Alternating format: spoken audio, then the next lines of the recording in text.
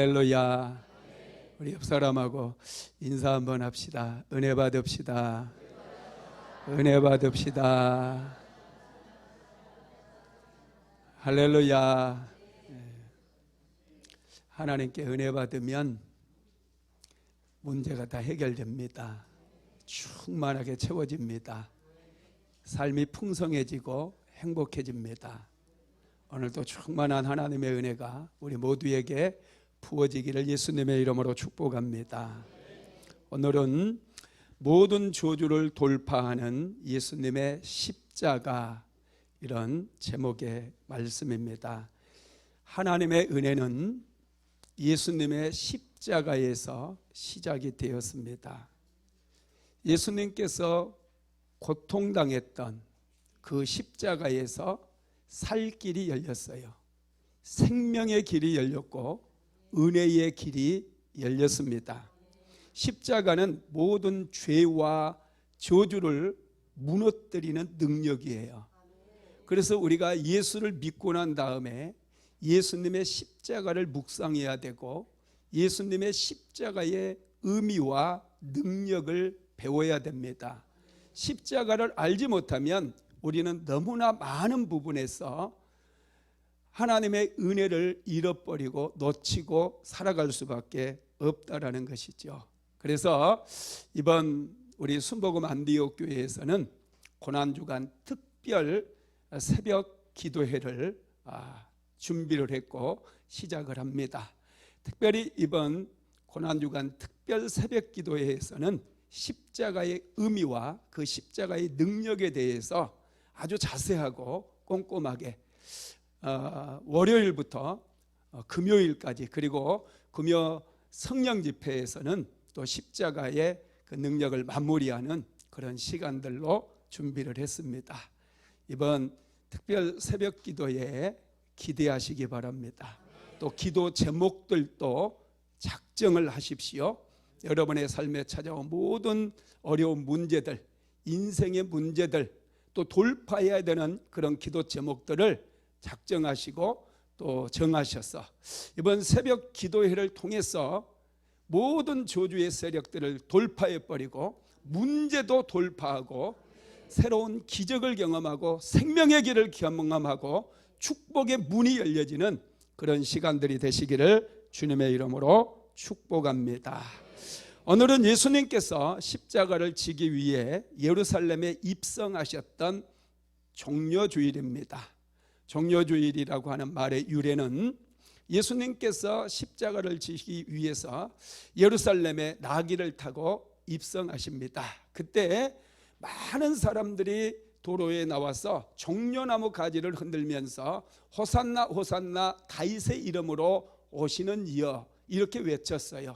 이때 이 외친 것을 기념해서 종려나무 가지를 들고 흔들었기 때문에 종려주일이라고 하는 용어가 생겨나게 되었습니다. 호산나라고 하는 뜻은요, 이제 구원하소서라고 하는 뜻이에요.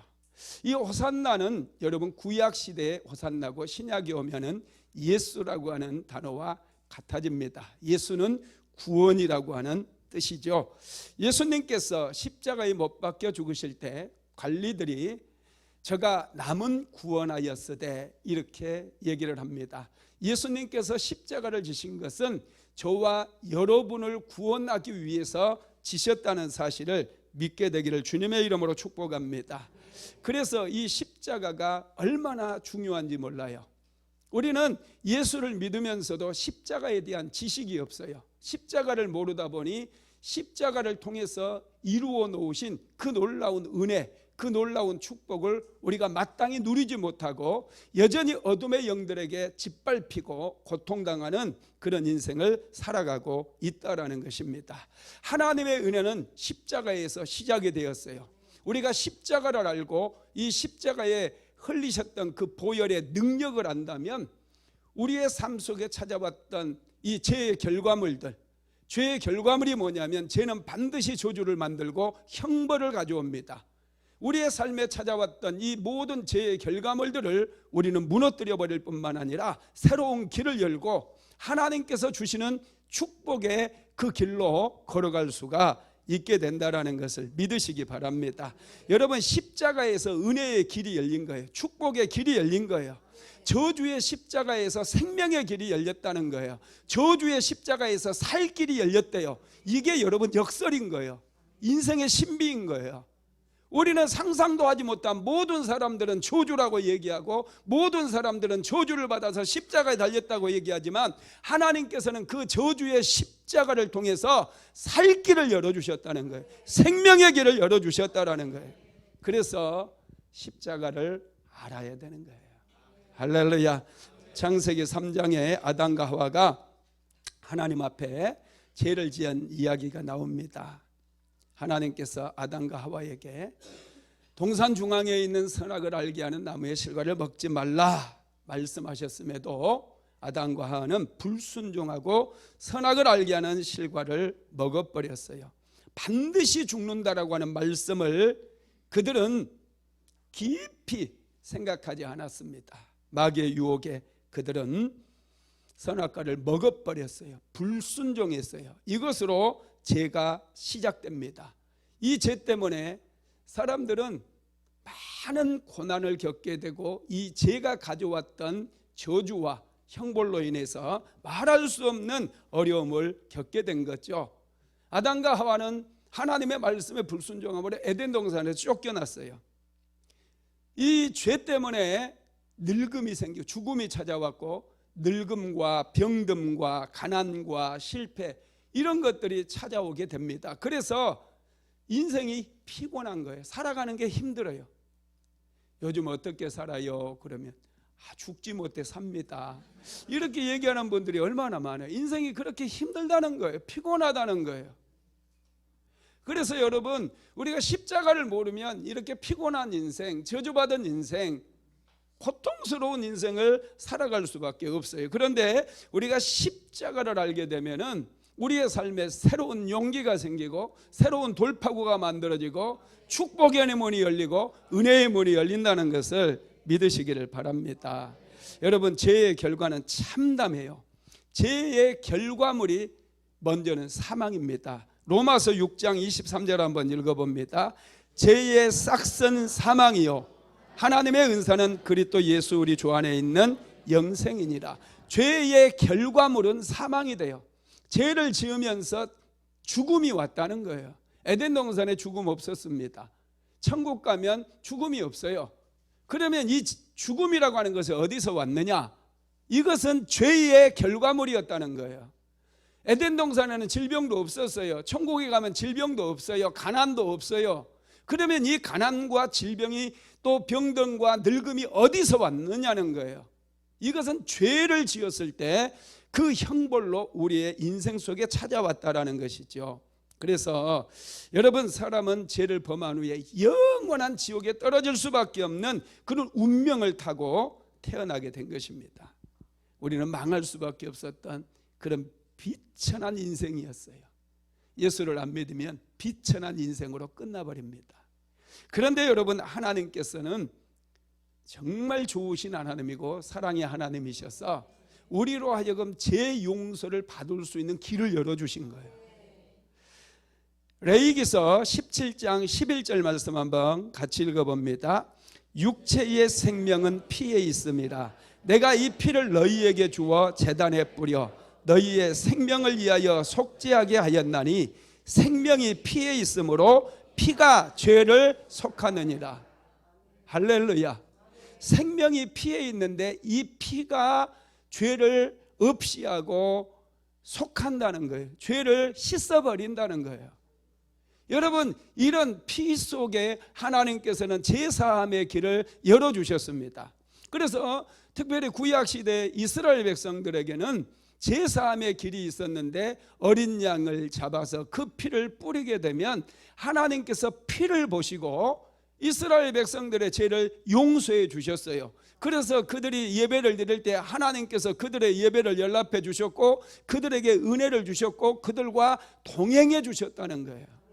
문제는 이스라엘 백성들에게 한정되었어요. 그리고 그 짐승의 피는 여러분 유한했습니다.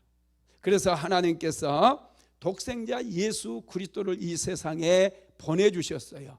속죄 제물로 어린 양의 보혈로 우리를 구속하고 우리 인생을 축복해 주시기 위해서, 우리 인생 가운데 생명의 길을 열어주시고 살 길을 열어주시기 위해서 예수 그리스도를 보내주셨고, 예수 그리스도를 그래서 예수님이 오셨을 때 세례 요한도 그렇고 많은 사람들은 예수를 부를 때 어린 양이라고 불렀어요. 한번 읽어봅니다. 요한복음 1장 29절 시작. 이튿날 요한이 예수께서 자기에게 나아오심을 보고 이르되 보라, 세상 죄를 지고 가는 하나님의 어린 양이로다. 아멘. 하나님의 어린 양이라는 것은 어린 양의 피가 죄를 사한 것처럼 하나님의 어린 양이 오셔서 피를 흘리게 되어질 때 그 피를 의지하고 믿는 자마다 전부 죄사함을 받게 될 것이라는 것을 예표하고 있는 거예요. 할렐루야.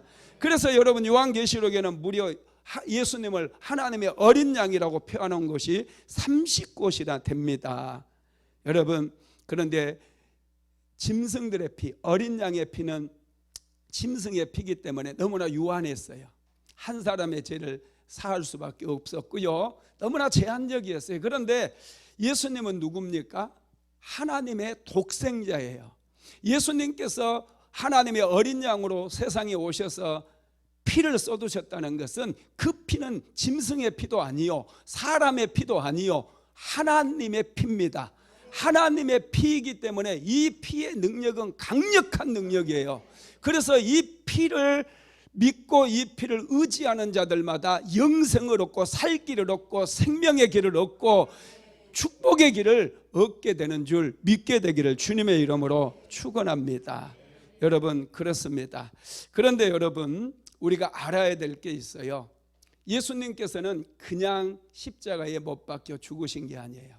당시 구약시대 사람들은요, 나무에 달린 자들은, 다시 말씀드리면 십자가에 못 박혀 죽는 죽음은 저주를 받아서, 하나님께 저주를 받아서 그렇게 죽는 것이라고 생각을 했고 믿고 있었어요. 특별히 신명기서, 율법서인 신명기서 21장 23절에도 그런 말씀을 하고 있습니다. 한번 읽어볼까요? 그 시체를 나무 위에 밤새도록 두지 말고 그날에 장사하여 내 하나님 여호와께서 내게 기업으로 주시는 땅을 더럽히지 말라. 나무에 달린 자는 하나님께 저주를 받았음이니라. 아멘. 나무에 달려 죽었다는 것은 십자가에 못 박혀 죽었다는 것을 얘기하고, 십자가에 못 박혀 죽은 자는 하나님께 저주를 받아 죽었다는 거예요. 예수님은 십자가의 저주를 받았어요. 하나님께 저주를 받아 죽었다는 거예요. 그래서 유대인들은 예수를 믿지를 않습니다. 하나님께 저주를 받아서 십자가에 못 박혀 죽으신 이가 어떻게 메시아가 될 수 있느냐는 거, 어떻게 구원자가 될 수 있느냐는 거예요. 사도 바울도 이 사실을 믿지를 않았어요. 그래서 예수 믿는 사람들을 잡아다가 감옥에 가두는 그런 일을 했었습니다. 여러분, 그러다가 사도 바울이 다메섹 도상에서 예수님을 만나고 나서 큰 깨달음을 얻게 되었어요. 아, 예수님께서 십자가에 못 박혀 죽으신 것은 자기의 죄 때문이 아니라 모든 죄인들, 죄에 빠진 모든 인생들의 죄를 대신해서 대신 저주를 받아서 십자가에 못 박혀 죽으신 것이구나, 이 사실을 사도 바울이 깨닫게 되었다는 거예요. 그래서 사도 바울은 갈라디아서 3장 13절에서 이렇게 얘기하죠. 같이 한번 읽어봅니다.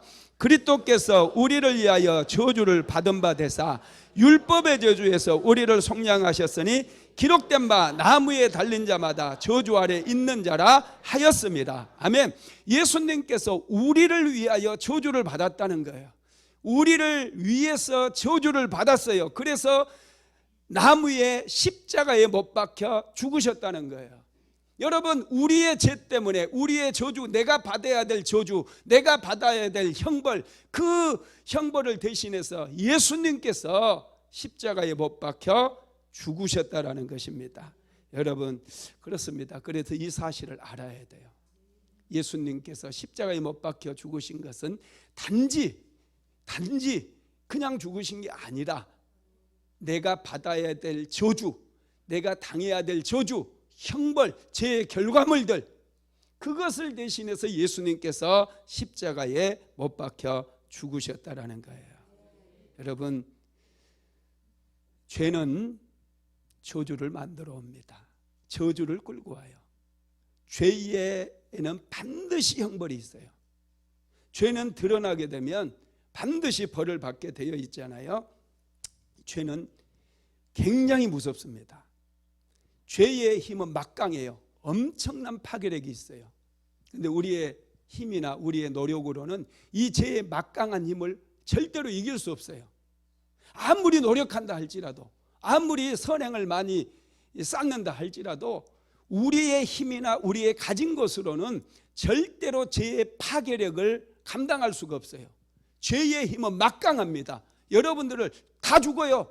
다 질병에 빠지고 다 실패하고, 이 죄의 힘이 얼마나 강력한지 우리를 영원한 지옥의 불구덩이 속으로 던져버린다는, 그 정도로 죄의 힘이 막강해요. 그렇다고 한다면 우리의 힘으로 이 죄의 능력을 이길 수 없잖아요. 그래서 하나님께서 이 죄의 힘을 이길 수 있는, 이 죄의 파괴력을 부셔뜨리고 우리를 생명의 길로 인도할 수 있는 강력한 능력을 우리에게 부어주셨는데, 그게 예수님께서 십자가를 지실 때 흘리신 피라는 거예요. 예수님의 피를 알아야 돼요. 그래서 예수님의 피를 아는 자들마다 저주를 돌파하고 축복의 길로 나아가게 될 줄로 믿습니다. 그러면 여러분, 죄로 인해서 우리의 삶에 들어온 저주들은 어떤 것들이 있을까? 방금도 말씀드린 것처럼 첫 번째가 죽음입니다. 죽음이라고 하는 건 철저하게 죄의 결과물이에요. 두 번째, 늙음과 질병이에요. 사람이 병들고 늙는 거 우연히 일어난 게 아니에요. 이건 죄 지어서 죄 때문에 찾아온 거예요. 천국에는 늙음도 없고 죽음, 병듦도 없어요. 에덴 동산에도 마찬가지예요. 죄 때문에 이런 게 찾아왔어요. 그 다음에 세 번째, 천재지변입니다. 온 세상이 막 기근으로, 가뭄으로, 지진으로 몸살을 앓고 있어요. 폭우가 쏟아지기도 하고, 이런 것들이 여러분 죄의 결과물이라는 거예요. 받아들여서는 안 돼요. 네 번째로는 가난과 실패예요. 가난도 우연히 찾아온 게 아니에요. 실패도 우연히 찾아온 게 내가 능력이 없어서 그런 게 아니에요. 이 죄의 결과물이에요. 저주예요. 그리고 관계가 깨어지는 거, 이혼을 한다든지 부모 형제 사이에 갈등이 생긴다든지 자꾸 관계가 깨어지는 거, 그 다음에 돌연사, 갑자기 죽는다든지 사고사, 요절하는 거, 우연이 아니라는 거예요. 우상숭배. 여러분, 하나님 아닌 것들을 섬기는 사람들이 얼마나 많은지 몰라요. 우상에 찌들어 살고 있고 천지 만물을 지으신 하나님을 섬기지 않고 비나이다 부적 한 장 가지고 다니면서 목탁 두드리면서 얼마나 불쌍한지 몰라요. 이게 저주예요. 여러분, 이런 모든 저주에서 우리는 해방돼야 돼요. 예수님께서 십자가에 못 박혀 죽으신 것은 단지 우리를 천국으로 인도하기 위함뿐만이 아니라 현재의 삶 속에 찾아온 모든 저주들을 깨뜨려버리고 돌파해버리고 우리로 하여금 하나님의 자녀로서 품위 있게 살아가도록 만들어주시기 위해서 십자가를 지셨다는 것을 믿으시기를 주님의 이름으로 축복합니다. 그러면 예수님께서 십자가에 못 박혀 죽으실 때 보혈을 흘리셨는데, 이 보혈에는 어떤 능력이 있을까요? 첫 번째로는 예배의 문을 여는 능력이 있습니다. 아무나 예배 드리고 싶다고 예배 드리는 게 아니에요. 여러분, 죄는 철저하게 하나님과의 관계를 깨뜨려 버렸어요.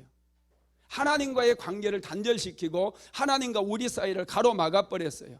아무리 우리가 하나님을 만나고 싶다고 하나님의 이름을 부르고 찬양을 부른다고 해서 여러분, 하나님 앞에 드리는 예배의 문이 열려지는 게 아니라는 거예요. 예배의 문이 열려야 하늘에서 은혜가 임하고 하나님께 주시는 축복을 받아서 우리도 형통한 인생을 살아갈 수 있을 터인데, 아무리 예배를 드려도 답답해요. 연락되어지지 않는 것 같아요. 여러분, 예수 그리스도의 보혈이 뿌려져야 돼요. 예수님의 보혈이 뿌려지면 문이 열려지는 거예요. 기적의 문도 열려지고 은혜의 문도 열려지고 생명의 문도 열려지고 축복의 문도 열려지는 거예요. 여러분, 이스라엘 백성들이 애굽에서 430년 동안이나 종살이를 했어요. 그들은 부르짖었어요. 그때 하나님께서 그들의 부르짖음을 들으셨지만 길을 닫았어요. 그러나 430년 후에 하나님께서 모세를 이스라엘 백성들에게 보내십니다. 내 백성 이스라엘을 이끌어내라는 거예요. 그래서 모세는 바로 왕에게 찾아가서 바로 왕에게 얘기합니다. 내 백성 이스라엘을 보내라. 하나님께서 말씀하셨다는 거예요. 내가 사흘길쯤 이 백성들을 이끌고 가서 여호와 하나님께 예배를 드리려 하노라. 그랬더니 바로는 여호와가 누구인지 모르겠대요. 내 백성을, 하나님의 백성을 안 보내겠다라는 거예요. 그래서 하나님께서 바로 왕에게 재앙을 내리기 시작합니다. 10가지의 재앙을 내리는 거예요. 막 온 물이 다 피로 변해버리고, 나일강에서 개구리가 올라와서 온 집에 개구리가 막 득실거리고, 독종이 생기기도 하고, 막 흑암이 온 세상을 덮쳐버리기도 하고, 이런 엄청난 재앙들이 임했음에도 불구하고 이스라엘 백성들이 나가는 문이, 예배를 드리기 위해서 나가는 문이 열려지지 않았어요. 언제 문이 열려지느냐? 10번째 재앙이 내려질 때 하나님께서는 이스라엘 백성들에게 가정가정마다 어린 양을 잡으라고 그랬어요. 그리고 그 피를 임방과 좌우 솔주에 바르라고 얘기합니다. 그랬을 때 이스라엘 백성들이 그 말씀에 순종해서 어린 양을 잡아서 임방과 좌우 솔주에 피를 발랐어요. 어린 양의 피가 뿌려지니 이제 애굽에서 나가는 문이 열려지게 되고, 그들은 시내산에 가서 하나님을 예배하는 예배의 문이 열려졌다라는 거예요. 여러분, 예배의 문이 열려졌다라는 건 엄청난 축복이에요. 여러분들의 가정에서 하나님을 예배할 수 있다라는 거, 교회에 나와서 하나님을 예배할 수 있다라는 거, 이거 엄청난 축복인 줄 믿으시기 바랍니다. 여러분, 이게 엄청난 거. 예수님께서 십자가에 못 박혀 죽으시지 않았다라고 한다면 절대로 이런 일은 일어나지 않았다라는 거예요. 예수님께서 십자가에 못 박혀 죽으심으로 인해서 우리는 그 피를 힘입어서 성소에 들어갈 담력을 얻었고 마음껏 하나님을 예배할 수 있게 되었다는 거 믿으시기 바랍니다. 히브리서 10장 19절로 20절 같이 한번 읽어봅니다. 우리가 예수의 피를 힘입어 성소에 들어갈 담력을 얻었나니 그 길은 우리를 위하여 휘장 가운데로 열어놓으신 새로운 살 길이요 휘장은 곧 그의 육체니라. 아멘. 예수님께서 십자가에 못 박혀 죽으심으로 새로운 살 길이 열려졌다는 거예요. 생명의 길이 열려졌다는 거예요. 축복의 길이 열려졌다는 거예요. 이걸 알아야 우리는 축복을 주장할 수 있고 살 길로 나아갈 수가 있게 되는 거예요. 여러분, 그렇습니다. 그래서 우리는 이 예배 드릴 수 있다라는 거 여러분 소홀히 생각해서는 안 돼요. 이 예배의 문을 열기 위해서 예수님은 십자가에 못 박혀 죽으셨어요. 그래서 우리는 예배를 소중히 여겨야 돼요. 생명처럼 여겨야 돼요. 예배를 통해서 부어주시는 하나님의 은혜를 생명처럼 소중히 여기고 어떻게 해서든지 은혜 받아야 돼요. 은혜 받지 못한 인생과 은혜 받은 인생의 차이는 하늘과 땅만큼 커져버려요. 은혜 받으시기 바랍니다. 두 번째로는 보호의 능력입니다. 예수님의 피는 보호의 능력이에요. 이스라엘 백성들이 이제 어린 양을 잡아서 임방과 좌우 솔주에 피를 발랐어요. 그날 밤에 하나님께서 여호와의 사자를 온 애굽 땅으로 보냅니다. 죽음의 사자들이, 여호와의 사자들이 온 애굽 땅을 돌다가 피가 발라진 집은 그냥 뛰어넘었어요.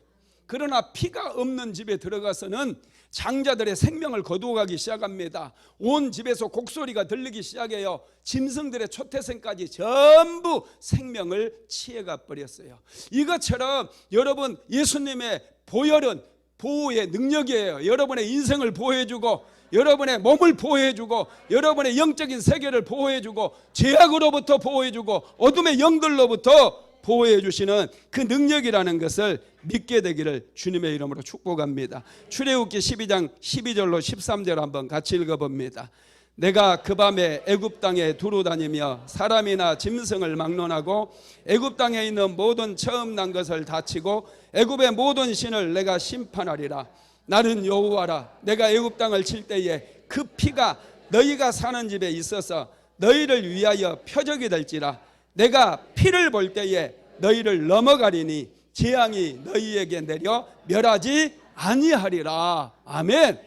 피를 볼 때에 넘어간다는 거예요. 재앙이 여러분들의 인생 속에 임하지 않게 하신다는 거예요. 예수님의 피는 능력의 피예요. 우리의 인생을 지켜주고 보호하는 능력의 피라는 거예요. 우리는 예수님의 보혈을 날마다 적용해야 돼요. 여러분, 기도하다 보면은요 여러 가지 문제가 생겨요. 여러분 우리 인생을 만만하게 생각해서는 안 돼요. 노력으로만 되지 않는 일들이 얼마나 많은지 몰라요. 어둠의 영들이 있어요. 악한 영들이 있어요. 마귀가 있다라는 거예요. 이 마귀의 존재를 모르면은 여러분 완전히 당합니다. 깨어 기도해야 될 이유예요. 예수님의 피를 날마다 힘입어서 담대하게 우리가 기도해야 될 이유는 여러분들의 삶을 도적질하고 죽이고 멸망시키려고 하는 마귀의 세력이 있다는 거예요. 예수님께서 요한복음 10장 10절에서 도적이 오는 것은 도적질하고 죽이고 멸망시키는 것뿐이라고 말씀했어요. 마귀는 여러분들에게 좋은 거 주지 않습니다. 마침내 여러분들을 망하게 하고 철저하게 짓밟아버리고 마지막에는 지옥으로 떨어뜨리는 게 마귀의 목적이에요. 마귀는요 긍휼이 없어요. 마귀의 특징은 잔인해요. 아주 잔인합니다. 그래서 여러분 우리가 깨어있지 않으면 여러분들의 자녀들, 남편, 아내 다 도적질 당할 수 있어요. 제가 교회를 개척하고 얼마 되지 않았어요. 여러 가지 문제들이 생겨요. 5살짜리 아들이 누나 학교 가니까 따라가가지고 그냥 얘들하고 부딪혀가지고 이빨 딱 2개 났었는데 하나가 똑 부러져 버렸어요. 그리고 얼마 안 돼서 또 집에서 예배 드리고 그럴 때였는데 뒤로 넘어져가지고 뒤통수가 이만큼 찢어져가지고 피가 막 분수처럼 솟아오르고, 또 우리 같이 예배 드리는 우리 진경이 집사 아들 성민이가 또 그렇게 한번 다치고, 이상한 일들이 많이 생기는 거예요. 그래 도대체 왜 이런 일이 생길까? 여러분 이게 어둠의 영들이 역사하고 있었던 거예요. 그래서 이걸 알고 나서 계속해서 애들에게 예수 그리스도의 보혈을 뿌리고 예수의 이름으로 기도하고 계속해서 축복하면서 나아갔을 때 이런 일이 싹 사라지더라는 거예요. 여러분 악한 영들은요 문제를 가져다 줘요. 인생 속에 아주 고통스러운 갈등을 막 부추기게 만들고, 괜히 그냥 남편과 아내 사이가 틀어지고 싸우게 만들고 갈등이 일어나게 만들어서 아무것도 아닌 문제인데 가정을 깨뜨리는 그런 일들까지 생기더라는 거예요. 여러분 깨어야 돼요. 그렇지 않으면 여러분 우리가 기도하지 않으면요 어둠의 영들이 얼마나 우리를 힘들게 하는지 모릅니다. 그래서 예수님의 보혈을 적용해서 여러분 다 보호 받으시기를 바랍니다. 세 번째로는 예수님의 보혈은 치유의 능력입니다. 출애굽 당시에 애굽에 종살이하던 이스라엘 백성들을 생각해 보세요. 그들 중에 몸이 아픈 사람이 있었을까요? 없었을까요? 있었어요. 특히 종살이하다 보니 맨날 강제 노역에 시달리다 보니 일하다가 돌을 날리다가 다리가 부러진 사람도 있었을 것이고, 또 몸이 쇠약해가지고 아주 몸을 가누지 못하는 그런 사람들도 있었을 것입니다. 그런데 여러분 이스라엘 백성들이 애굽에서 이제 출애굽을 해서 나가잖아요. 광야로 나가요. 몸이 아픈 사람을 데리고 가면은 다 여러분 광야에서 죽을 수밖에 없어요. 몸이 건강해야 광야를 통과할 수 있거든요. 광야는 척박해요. 물도 구할 곳이 없어요. 그런 사람들 여러분 만약에 몸이 아픈 사람들이 같이 따라 나섰다가는 얼마 안 가서 사막에서 그냥 다 죽게 되거든요. 그런데 여러분 모든 이스라엘 백성들이 다 나왔어요. 잡족들까지 다 나왔다고 그랬어요. 한 요즘으로 얘기하면 성경에는 한 60만 나왔다고 그래요. 남자만 60만 명 나왔다고 그러는데 한 200만 명 정도 나왔습니다. 200만 명이라고 한다면 그중에 아픈 사람, 골골한 사람, 연약한 사람, 내버려둬도 그냥 죽을 사람 많이 있었을 거예요. 그런데 여러분 어린 양이 6월절에 10번째 재앙이 내릴 때 이스라엘 백성들 가운데 어린 양을 잡아가지고 피를 뿌렸잖아요. 이 피가 뿌려질 때 하나님께서 그들을 전부 고쳐버려요. 전부 다 치료해버립니다. 그래서 모두가 건강해요. 그게 시편 105편 37절에 나와 있어요. 같이 한번 읽어봅니다. 마침내 그들을 인도하여 은금을 가지고 나오게 하시니 그의 지파 중에 비틀거리는 자가 하나도 없었도다. 비틀거리거나 아팠던 사람이 한 사람도 없었다는 거예요. 이게 하나님의 능력이에요. 이게 보혈의 능력이라는 거예요.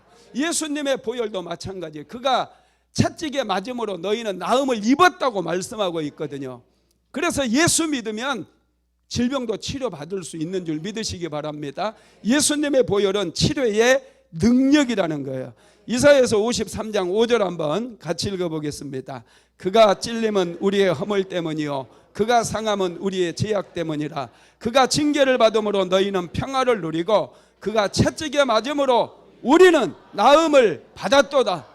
예수님께서 채찍질 당하시고 피를 쏟으셨을 때 우리는 나음을 입었다는 거예요. 그래서 몸이 아프신 분들은 이 말씀 암송하셔서 매일마다 예수님께서 채찍에 맞으실 때 흘리셨던 그 보혈을 적용하십시오.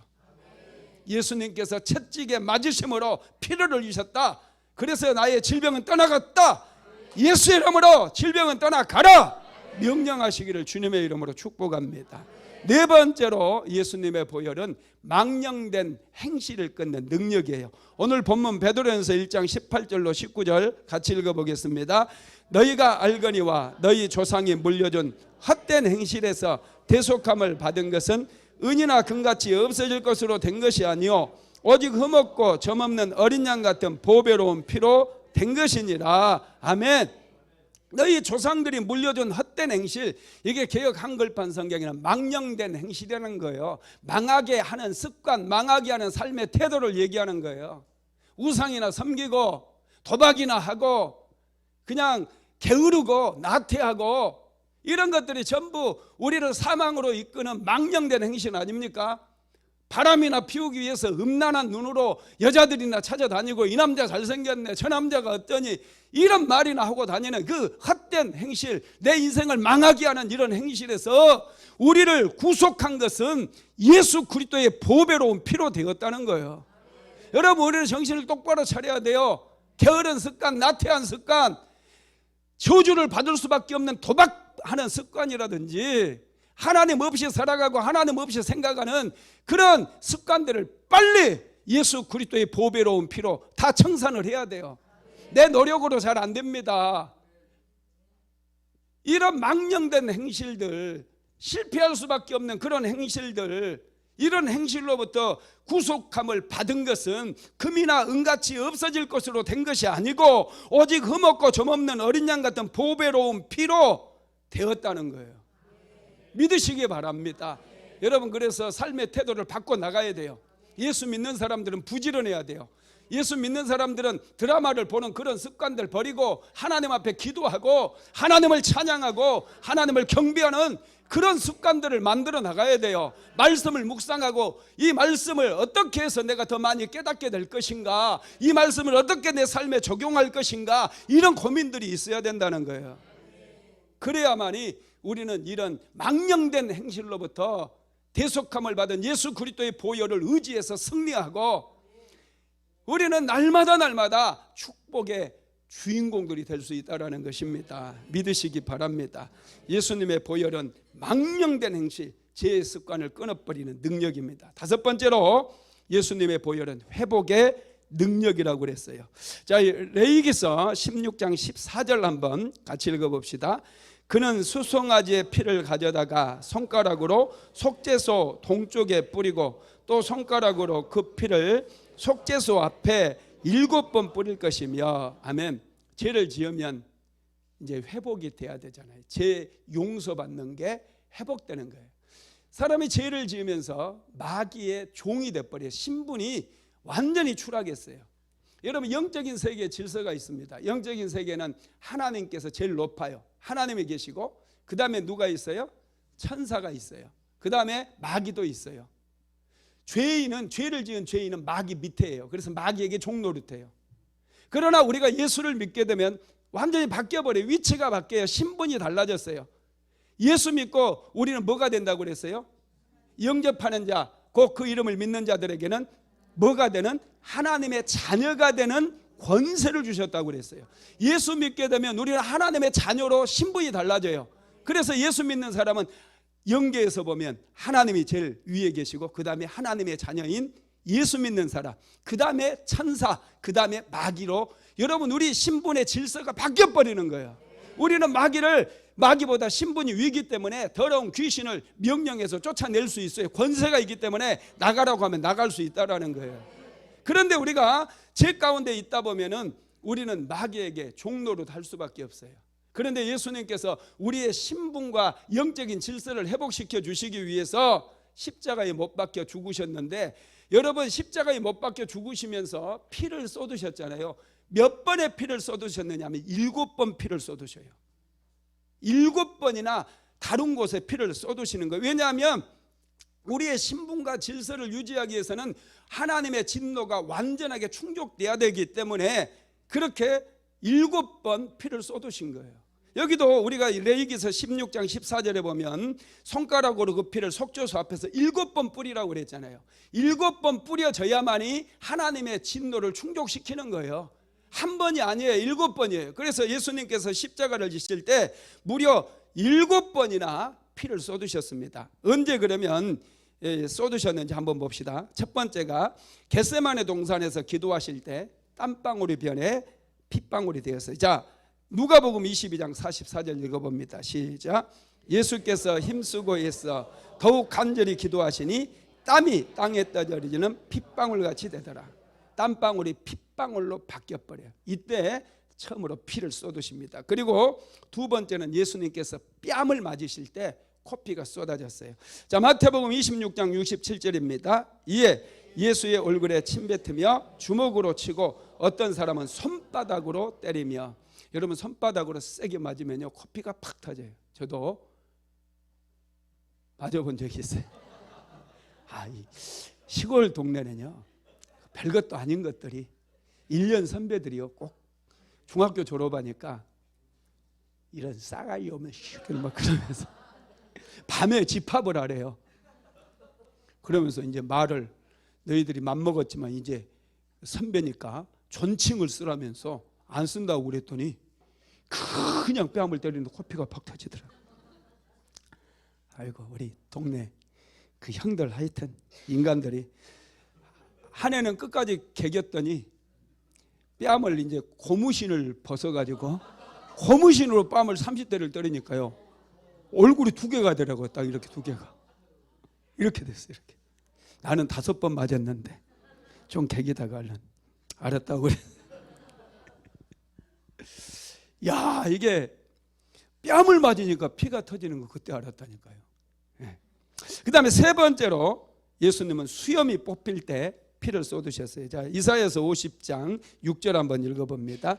나를 때리는 자들에게 내 등을 맡기며 나의 수염을 뽑는 자들에게 나의 뺨을 맡기며 모욕과 침뱉음을 당하여도 내 얼굴을 가리지 아니하였느니라. 수염을 뽑았어요. 수염을 뽑으면요 여러분 피가 나요. 저도 많이 뽑아봤습니다. 네 번째, 채찍질 당하실 때 예수님 피를 쏟으셨어요. 마태복음 27장 26절 시작. 이에 바라바는 그들에게 놓아주고 예수는 채찍질하고 십자가에 못 박히게 넘겨주시니. 채찍질 당할 때 피를 쏟으셨고요. 다섯 번째, 가시면류관을 쓰실 때 피를 흘리셨습니다. 자, 마태복음 27장 29절 시작. 가시관을 엮고 그 머리에 씌우고. 여섯 번째로는 손과 발에 못 박힐 때 피를 흘리셨어요. 누가복음 23장 33절 시작. 하는 곳에 이르러 거기서 예수를 십자가에 못 박고. 일곱 번째, 옆구리에 창이 찔릴 때 피를 흘리셨습니다. 요한복음 19장 34절 시작. 그중 한 군인이 창으로 옆구리를 찌르니 곧 피와 물이 나오더라. 아멘. 예수님께서는 총 7번 피를 쏟으셨어요.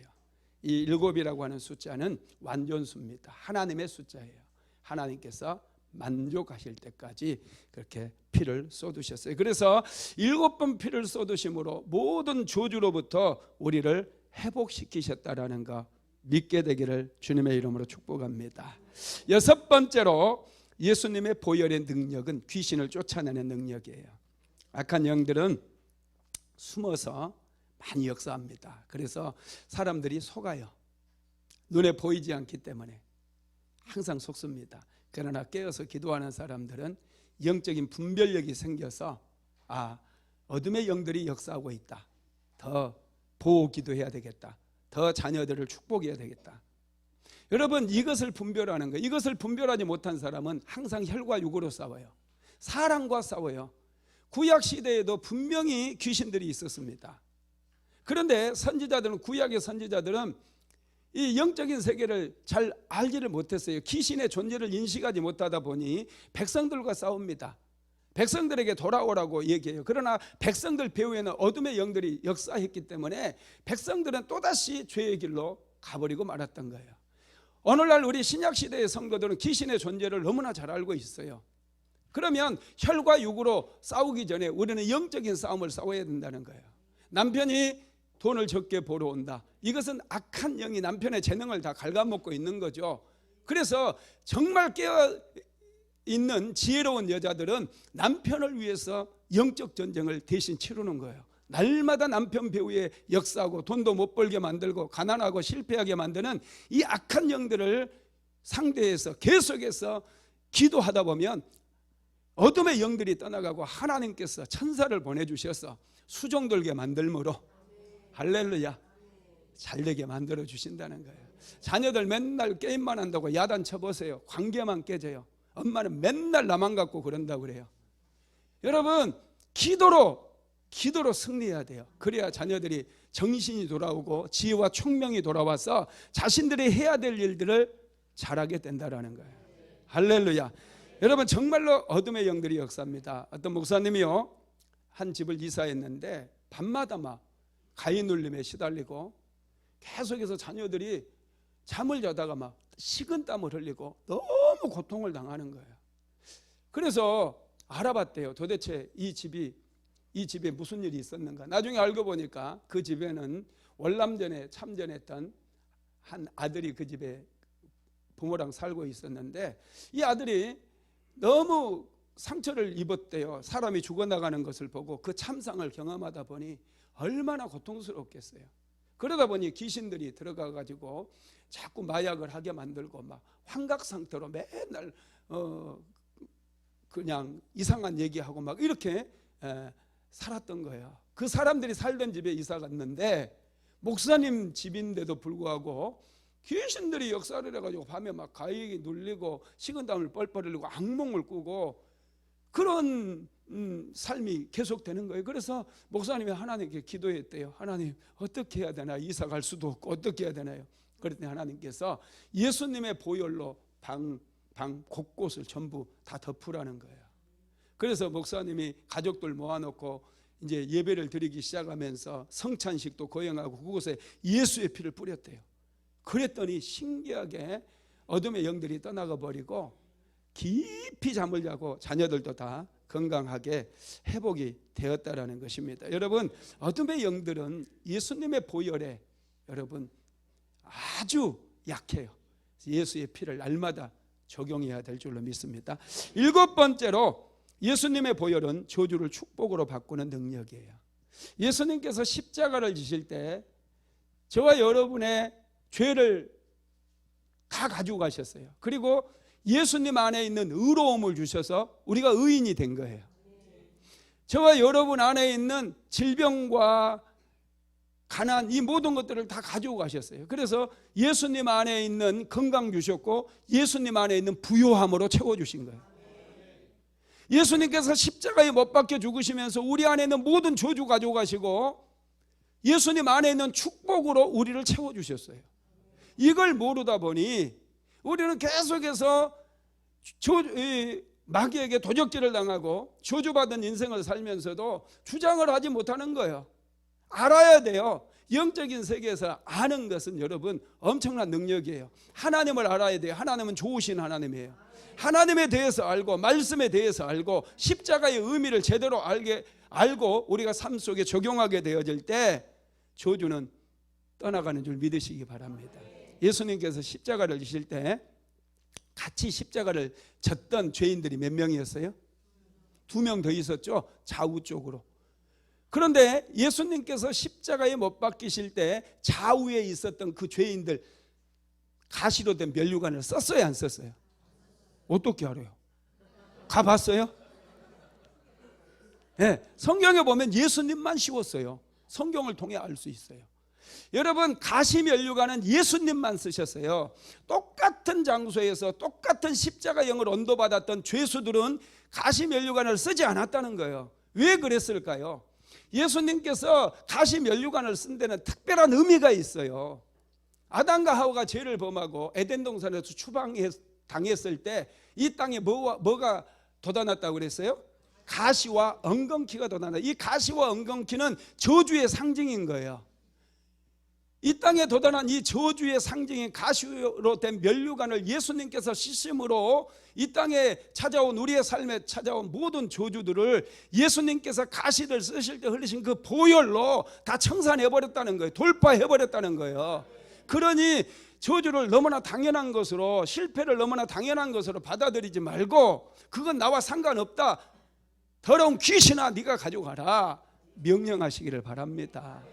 십자가는 능력이에요. 가시로 된 면류관을 쓰신 이유는 우리 삶에 찾아온 모든 저주들을 축복으로 바꾸기 위해서 쓰셨다는 사실을 믿으시기를 주님의 이름으로 축원합니다. 예수님의 보배로운 피는 우리의 혈통에 흐르는 저주까지도, 죄까지도 다 차단해 버립니다. 조상들을 통해 들어왔던 헛된 행신들, 삶의 태도들 다 우리는 예수님께서 보배로운 피를 흘리심으로 우리는 자유케 되었고, 우리는 보배로운 피로 저주들 다 돌파할 수 있게 되었다는 것을 믿으시기 바랍니다. 말씀을 마무리하겠습니다. 예수님의 십자가는 강력한 능력입니다. 죄를 무너뜨리고 모든 저주들을 깨뜨려 버리는 능력이에요. 그래서 이 십자가의 의미를 아시기 바랍니다. 배우시기 바랍니다. 이번 특별 새벽기도를 통해서 이 십자가의 의미가 무엇인가, 십자가의 능력이 무엇인가, 어떻게 내 삶 속에 예수님의 십자가를 적용할 것인지 배우게 되기를 주님의 이름으로 축복합니다. 여러분, 십자가는 능력이에요. 지금도 고통당하는 게 아니에요. 예수님은 십자가 위에서 사망 권세를 깨뜨리시고 부활하셨어요. 그래서 누구든지 예수를 믿게 되면 부활의 승리를 경험할 수 있어요. 십자가의 승리를 경험할 수 있게 된다는 거예요. 이 십자가의 승리가 오늘 저와 여러분의 승리가 되기를 주님의 이름으로 축복합니다. 고마우신 하나님, 독생자 예수 그리스도를 이 땅에 보내주시고 십자가에 못 박혀 죽게 하심으로 살 길을 열어주셔서 감사를 드립니다. 예수님께서 십자가에 달리실 때에 모든 죄를, 내 안에 있는 죄를 예수님이 가져가시고 예수님 안에 있는 의로움으로 우리에게 주셨다고 하셨습니다. 모든 저주를 가져가시고 축복으로 돌려주셨다고 하셨습니다. 우리의 질병을 가져가시고 건강함으로 돌려주셨다고 말씀하셨습니다. 가난과 실패를 가져가시고 부요와 형통의 복으로 우리에게 바꿔주셨다고 하셨습니다.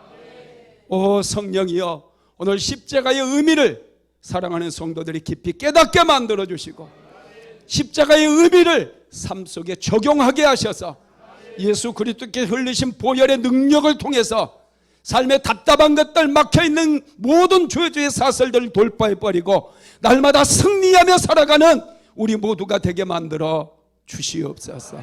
오 성령님 오시옵소서. 오늘 이곳에 임재하여 주옵소서. 사랑하는 성도들 한 사람 한 사람 위에 예수님의 보혈을 덮습니다. 보혈의 능력으로 더러운 귀신들은 떠나갈지어다. 예수 그리스도의 보혈의 능력으로 질병은 떠나갈지어다. 질병은 치료될지어다. 예수의 이름으로 문제는 해결될지어다. 가정마다 하늘의 신령한 복, 땅의 기름진 복이 부어질지어다. 오 성령님 만지소서. 깊이 만져주시옵소서.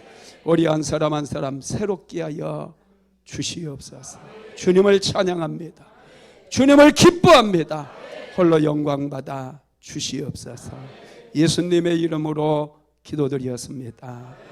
아멘. 지금은 우리 주 예수 그리스도의 무한하신 은혜와 아버지 하나님의 극진하신 사랑하심과 보혜사 성령 하나님의 감동감아 충만케 하시는 역사가 십자가의 능력을 알고 삶에 찾아온 모든 문제를 돌파하며 저주를 돌파해버리기를 간절히 소망하는 하나님의 모든 권속들이 사랑하는 순복음 한대역교회 모든 성도들 머리 위에 가정과 직장과 사업장 위에 이제로부터 영원토록 함께 있을지어다. 아멘.